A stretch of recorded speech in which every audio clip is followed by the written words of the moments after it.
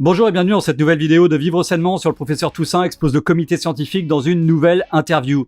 Aujourd'hui, nous allons parler de la nouvelle interview du professeur Toussaint où il remet le couvert après l'interview de LCI qui a disparu des écrans. Vous pouvez regarder sur leur site, elle fut supprimée. Vive la démocratie, la censure et la liberté d'expression. Donc ce professeur est de retour et j'ai enregistré toute l'interview histoire qu'il ne nous refasse pas le même coup. Vous allez voir qu'il n'y va pas avec le dos de la cuillère et que tout le monde en prend pour son grade. Et les arguments qu'il balance sont juste cohérents au détriment de ceux des politiciens, des comités scientifiques et autres charlatans de foires apocalyptiques. Je vous invite à partager cette vidéo un max sur les réseaux sociaux car la censure me guette de plus en plus chaque jour. D'ailleurs à ce sujet, regardez dans la description, je vous ai mis le lien vers une nouvelle plateforme qui s'appelle Library qui me sert de plateforme sans aucune censure pour sauvegarder mes vidéos. Alors créez votre compte pour me suivre en suivant mon lien ci-dessous et vous gagnerez en plus un peu d'argent au passage. C'est pas beaucoup mais c'est déjà ça. N'oubliez pas que pour avoir les récompenses, vous devez valider votre compte avec votre téléphone par exemple. Alors vous inquiétez pas car ces informations sont liées à votre compte et personne d'autre que vous ne peut y accéder, même pas Library. Tout est crypté sauf pour vous et que vous serez payé pour regarder des vidéos et vous abonner à d'autres chaînes et encore plein d'autres choses en tant que spectateur. Je vais aussi poster des vidéos très bientôt que je ne pourrai poster que là-bas et vous comprendrez très vite pourquoi ça va vraiment clasher. Et demain je vais mettre en ligne sur Library la première vidéo sur les violences policières. Je rappelle que cette vidéo fut censurée ici. Alors faites chauffer les popcorn aussi pour demain. Je vous remercie aussi de votre aide pour ma cagnotte Tipeee et ma cagnotte PayPal pour toutes mes vidéos qui sont démonétisées. Allez, c'est parti, ici Cognac J, l'antenne est à vous. Quand vous avez ouvert les journaux ce matin et que vous avez vu les propos du président du conseil scientifique disant il y a un risque majeur de deuxième vague de Covid à l'automne, septembre, octobre, novembre, on ne sait pas trop. Il faut être extrêmement vigilant. La situation en France est contrôlée, mais elle est fragile. Qu'avez-vous pensé? Perso, moi j'ai pensé, wow, trop grave si c'est le conseil scientifique qui le dit, alors faut que je me construise un bunker anti-atomique dans le jardin avec de la bouffe pour au moins 10 ans. Et surtout une collection de bonnes bouteilles de vin pour noyer ma dépression dans l'ivresse. Quand c'est le conseil scientifique, l'OMS et Bill Gates qui te disent ça, faut vraiment tout prendre au sérieux. C'est des gens vraiment très bien, tous ces gens-là. qui œuvrent pour notre bien. J'ai pensé à ce que le président du conseil scientifique avait dit le 7 juin. Oui. Il y a à peine 2 mois, en disant il n'est pas sain qu'une structure créée de toutes pièces pour résoudre des problèmes dans l'urgence perdure. Et il avait annoncé la fin de ses travaux en juillet. Bon, effectivement, c'est pas la première fois que le conseil scientifique dit n'importe quoi, de la diarrhée verbale, des prévisions divinatoires, de sorciers marabouts, des hautes sphères moisies du pouvoir, comme l'OMS, les laboratoires ou Bill Gates. C'est un peu leur marque de fabrique, leur génétique, leur programme d'exploitation. On pourrait quand même essayer de savoir s'ils ont balancé une vraie info depuis le début de cette pandémie et savoir si cette même info avait un fondement scientifique. Parce que normalement, c'est un conseil scientifique, pas des sociaux, politico, marabouts, sorciers de village, quand même. On a parlé de la triste et difficile réalité tout à l'heure, il faut l'observer, il faut la regarder, elle n'est pas celle qu'annonce le conseil scientifique successivement avec des deuxièmes vagues en avril avec le relâchement, une deuxième vague en mai avec le déconfinement, une deuxième vague en juin avec la fête de la musique. Nous en sommes à la 22e vague maintenant probablement. Et la France et l'Europe surfent sur toutes les vagues en mode même pas peur. Ils nous prennent pour des cons et nous ne tomberons plus dans la psychose. Je rappelle qu'hier en France nous avons eu 14 morts. Et là vous vous dites ouais mais quand même 14 morts. Ouais mais avant-hier un mort. Et avant-hier un seul mort aussi. Donc là maintenant ils compilent tous les morts en un seul jour dans la même journée pour faire bien peur. Ah, tu vas trembler, petit gueux. Mais même 14 morts, ça ne fait pas peur. Je rappelle que selon les chiffres italiens, la moyenne d'âge des morts du coronavirus est de 79 ans avec des comorbidités. Et ils nous bloquent encore l'économie pour tout ça. Ils nous envoient financièrement direct dans le mur en mode TGV. Donc si je vous entends bien, professeur Toussaint, vous ne croyez pas à l'hypothèse d'une deuxième vague à l'automne. Comment argumentez-vous? Juste avec les chiffres? Il faut que cette deuxième vague soit fondée sur des cohérences. Or, oui. Le discours scientifique, qui est d'ailleurs plus celui d'un conseil scientifique mais d'un conseil politico-sanitaire. Et moi, je rajouterais aussi à tendance marabout, vaudou, à 4 plumes dans le fion, avec qualification Rothschild de marché financier. Je me fous plein de pognon dans les poches pour kiffer les paradis fiscaux et liens d'intérêt énormes avec des laboratoires que même les aveugles en pleine nuit avec un double bandeau sur les yeux peuvent voir et que nos politiciens honnêtes, vertueux et dévoués à leur peuple chéri ne peuvent pas voir. Chercher l'erreur. Les conséquences des décisions qui ont été prises, en particulier celle du confinement, qui nous amène à une catastrophe économique sur laquelle les plus jeunes d'entre nous vont payer un prix considérable. Les jeunes musiciens sont en train de mourir. Les jeunes sportifs sont en train de mourir. Les jeunes non diplômés sont en train de mourir. Et on voit toutes ces instances culturelles progressivement s'effondrer dans une situation qui économiquement va dépasser de très très loin par ses effets négatifs les quelques rares effets positifs qu'on croyait être ceux du confinement et qui n'ont pas été démontrés. Et oui, en plus de ceux qu'il a très justement cités, plein de petits commerçants, des restaurants, des petites TPE, des petits producteurs vont laisser la clé sous la porte à cause de ces imposteurs. Et à qui va encore profiter le crime? Aux grands groupes encore qui vont tout racheter pour une bouchée de pain. Qui a privilégié Macron pendant la crise? Les grandes surfaces au détriment des marchés de petits producteurs. Quels furent les premiers restaurants ouverts? Des McDonald's et autres grosses chaînes de malbouffe adaptées aux gueux. Bienvenue chez McDonald's et appréciez la vie en chimique. Il y a tellement de conservateurs dans ton burger que quand tu meurs, il n'y a même pas besoin de te momifier tellement ton corps est blindé de conservateurs. Même les asticots ne veulent plus manger les cadavres. Du coup, les asticots sont une espèce menacée. Pourquoi est-ce que vous ne pensez pas qu'on est sous le coup d'une potentielle deuxième vague? Vous me l'avez pas Alors encore il faut dit. définir ce qu'est une deuxième vague. Oui. Si on dit c'est le relâchement, on a vu qu'il n'y en avait pas. Si on dit c'est la fête de la musique et les rassemblements des jeunes,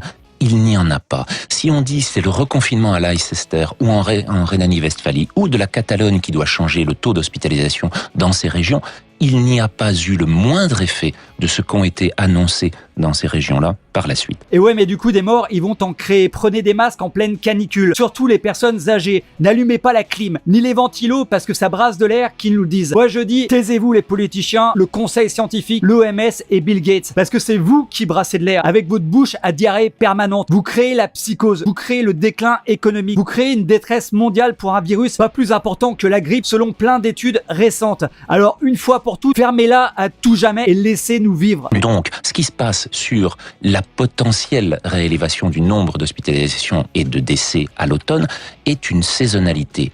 Cela n'a rien à voir avec une deuxième vague et ça veut dire que ça fait introduire un paramètre qui n'a pas été pris en compte par le Conseil scientifique au mois de mars, qui était celui de la dépendance à l'environnement.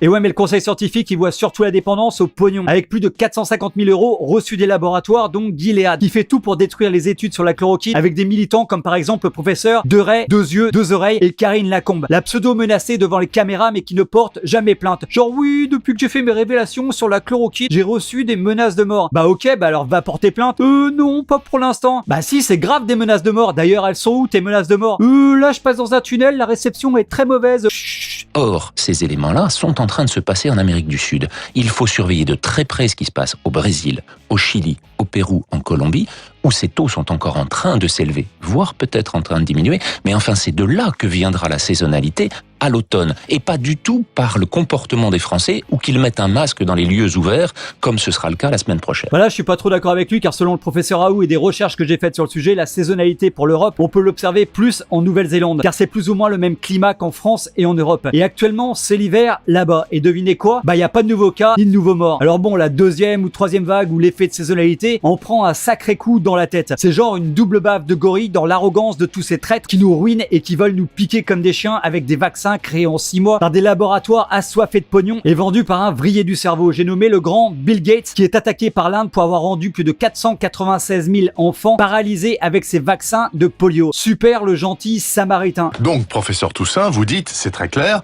ce virus réagit à la saison. Il fait chaud, il fait froid, il fait humide, il fait sec, etc. Il est plus ou moins virulent, plus ou moins agressif. Donc vous pensez qu'à l'automne, il ne sera pas plus agressif qu'il ne l'était au printemps, voire moins. Alors on ne sait pas du tout quel sera le niveau d'intensité. Il est toujours là, on le constate simplement parce que les bêta-coronavirus sont ceux du rhume. Ce SARS-CoV-2, on fait des tests aussi. On fait des tests de plus en plus nombreux. Ce SARS-CoV-2 est partout dans la population. Et oui, ils testent tout le monde avec des tests bien défectueux ou des tests qui trouvent des virus morts. En ce moment, ils essaient de nous mettre encore plus dans la frayeur avec des « Oh là là, c'est le drame, maintenant des gens de plus en plus jeunes sont positifs au coronavirus. C'est comme si le virus devenait plus dangereux. Oh là là, il a profité de l'été pour faire de la musculation. Oh là là, il est parti au Brésil à la nage et revenu à cloche-pied sur les vagues. Maintenant, il va nous faire un grand massacre. Oh là là, nous devons injecter des centaines de milliards d'euros dans les laboratoires et les marchés financiers pour résister à ce virus super musclé. Bon, ça c'est ce qu'ils disent, mais en vrai, le professeur Raoult a tweeté ce matin: les cas de coronavirus endémiques semblent avoir une immunité croisée avec le Covid-19, expliquant la protection de certains sujets, en particulier des enfants, et une variabilité dans la gravité. Ce qui veut dire en gros que la plupart des gens sont déjà immunisés des coronavirus. Et c'est très bien qu'on le découvre parce que Cela veut dire, le professeur Eric Combe du Conseil scientifique vient de le dire dimanche, ce qui est là encore une bascule à 180 degrés par rapport à ce qu'était la philosophie du Conseil scientifique,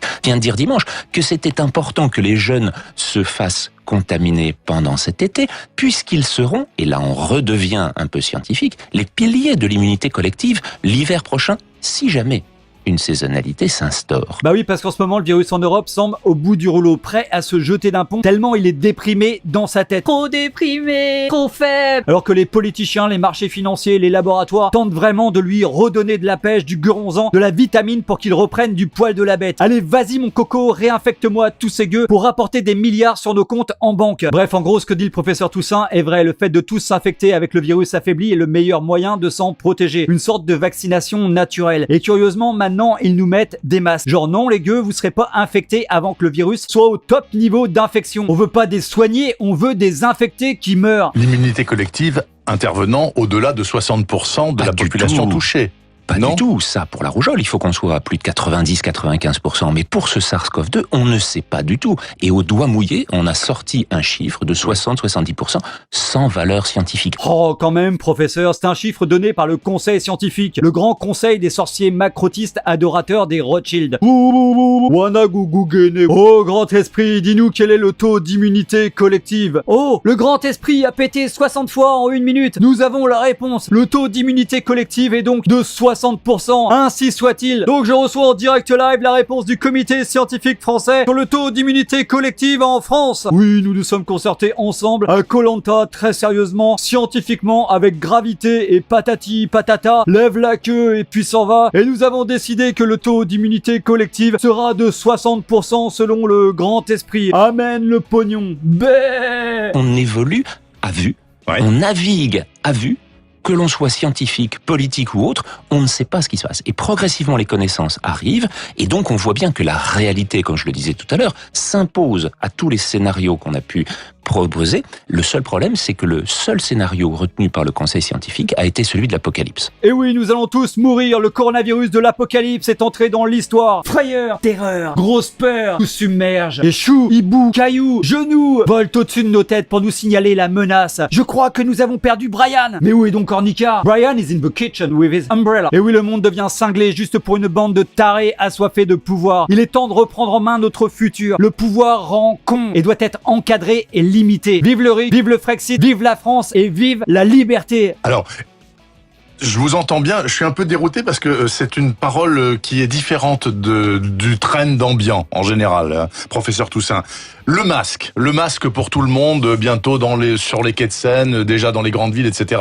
Ça sert quand même, c'est utile, non ? Ça sert au mois de février. Au début, on disait que ça servait à rien. Maintenant, ça sert. Ça sert au mois de mars, ça sert au mois d'avril, au moment de la phase exponentielle explosive de la maladie. Bah oui, c'est logique. Alors pour ceux qui disent ça sert pas, arrêtez, stop, ça suffit. Genre le virus est minuscule, beaucoup plus petit que les trous du masque. Oui, c'est vrai, le virus est plus petit que les trous du masque. Mais quand on éternue, on tousse, on parle avec des postillons, on n'envoie pas juste le virus, on l'envoie sur des micro-gouttelettes qui, elles, sont plus grosses que les trous du masque. Donc oui, le masque est super utile, oui, mais en période d'épidémie. Pas dans une période comme maintenant d'hystérie politico-financière, gouvernée par des crétins assoiffés de pouvoir et de pognon qui veulent réaliser la deuxième vague du plus gros hold-up des peuples du monde entier. Et les pays qui ont mis en place ces distanciations sociales et le masque dans leur population, comme la Corée, le Japon, Taïwan, ont réussi à avoir des taux 100 fois inférieurs à ceux des pays européens. 100 fois inférieurs en termes de décès, c'est-à-dire le prix le plus lourd à payer et celui sur lequel on mesure réellement une pandémie. Eh bien, ces pays-là n'ont pas confiné. Oui.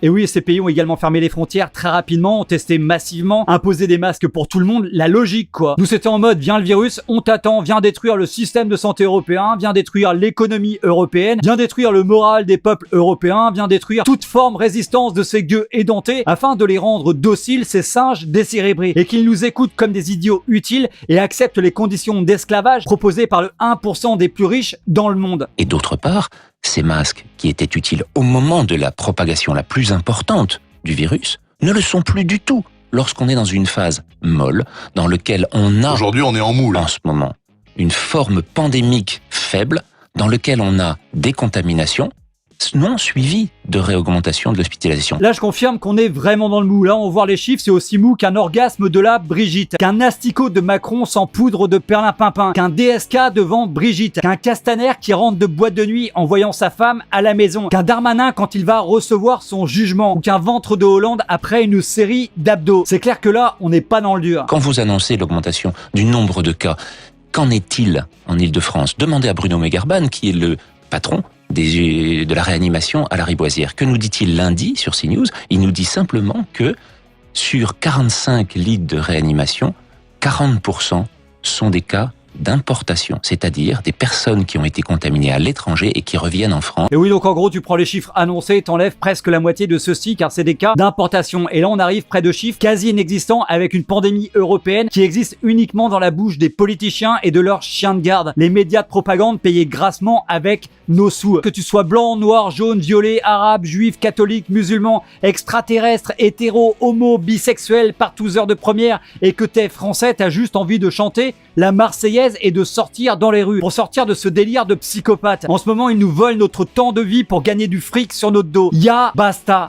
La seule thérapie et le seul élément qui ne dépend que de vous, c'est celui de maintenir sa condition physique. La différence qu'on a eue entre les personnes réanimation et les personnes qui ne rentraient pas en réanimation est principalement liée à leurs conditions, c'est-à-dire à l'absence de facteurs de risque cardiovasculaire, à l'absence d'obésité, à des personnes qui n'étaient pas sédentaires. Ça dépend de nous. Ça, ce sont vraiment des comportements qui changent le risque de rentrer en réanimation. Alors oui, l'état général de santé est un facteur déterminant. Les personnes décédées possédaient des comorbidités et se retrouvaient avec un système immunitaire relativement faible dans la quasi-totalité des cas. Évidemment, il y a eu des exceptions, genre la petite de 13 ans qui est malheureusement décédée. Paix à son âme. Sinon, il faut booster notre système immunitaire à son maximum pour avoir les conditions optimales pour résister au coronavirus ou à toute autre maladie. Mangez équilibré, respirez du bon air, faites du sport, faites des câlins, soyez cool les uns avec les autres pour éviter le stress. En sachant que le stress est la cause principale de la plupart des problèmes de santé. Alors zen, cool, relax. Alors restez bien avec nous pour la dernière séquence, vous allez assister à une révélation surprenante du professeur Toussaint